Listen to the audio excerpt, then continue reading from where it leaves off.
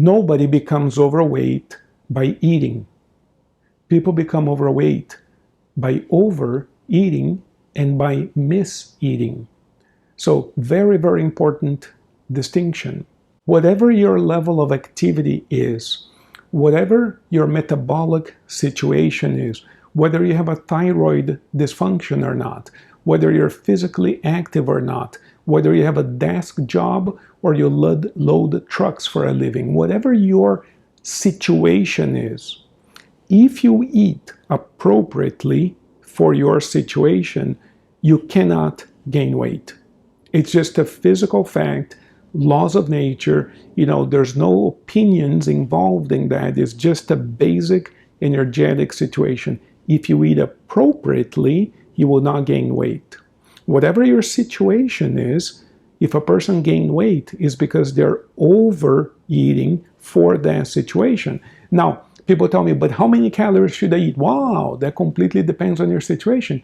If you're bedridden for whatever situation, the number of calories you're going to need are very different from, if you're a professional athlete running marathons. It's completely different. But for whatever your situation is, if you eat appropriately, there's no way for you to gain weight.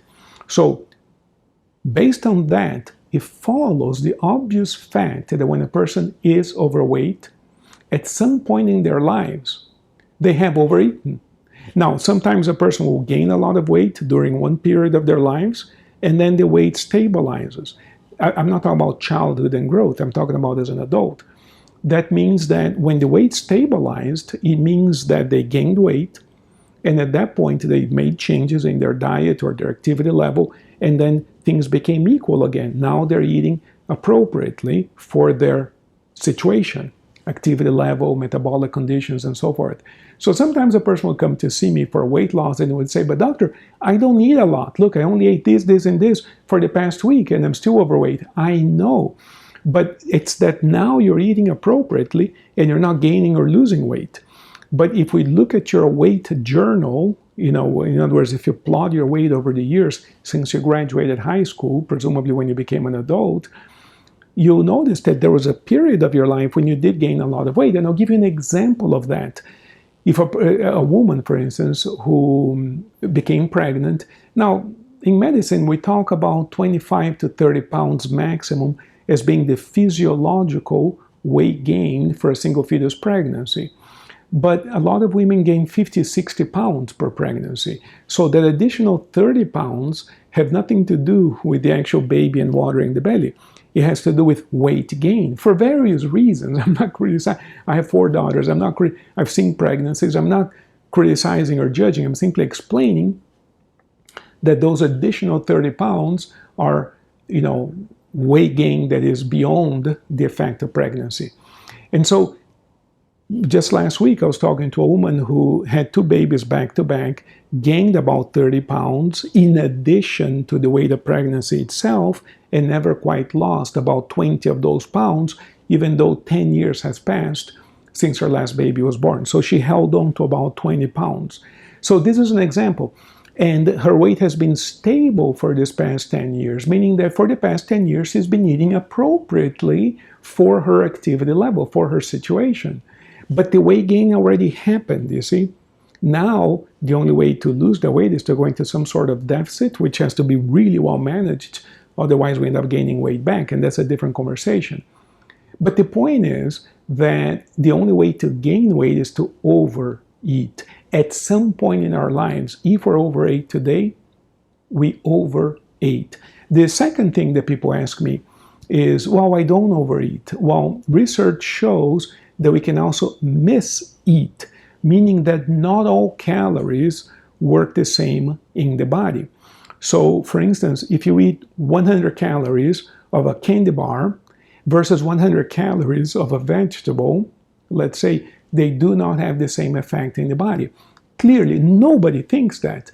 I remember that, people have done, they have published information saying that a calorie is a calorie is a calorie. It doesn't matter what you eat.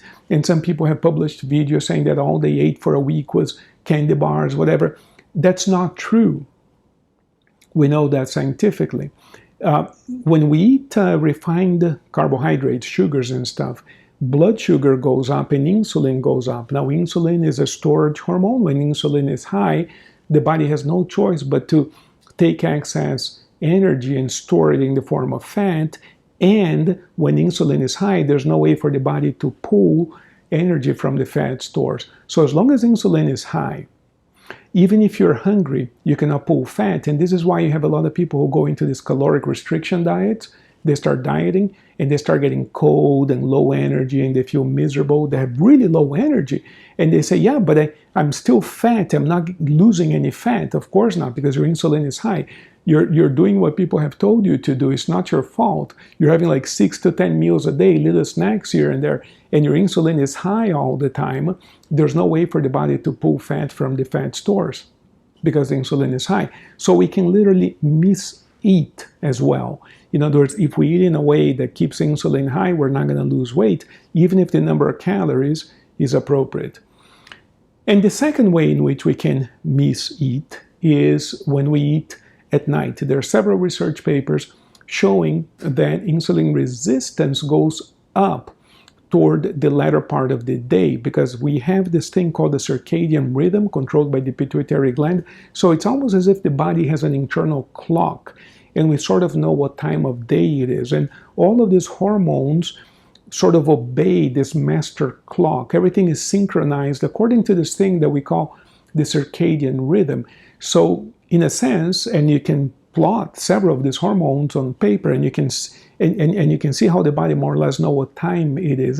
I'm explaining in a way that is oversimplified, but for instance, before waking up in the morning, cortisol, one of the hormones, goes up. And so that has a lot to do with arousal in the morning. Cortisol goes up and we wake up.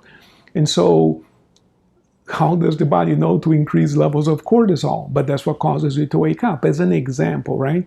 And so at night, as the evening hours approach, several things happen. Light begins to go down, the sun went down, the body begins to change. In fact, absence of light causes melatonin secretion, which induces sleep and all kinds of things, right?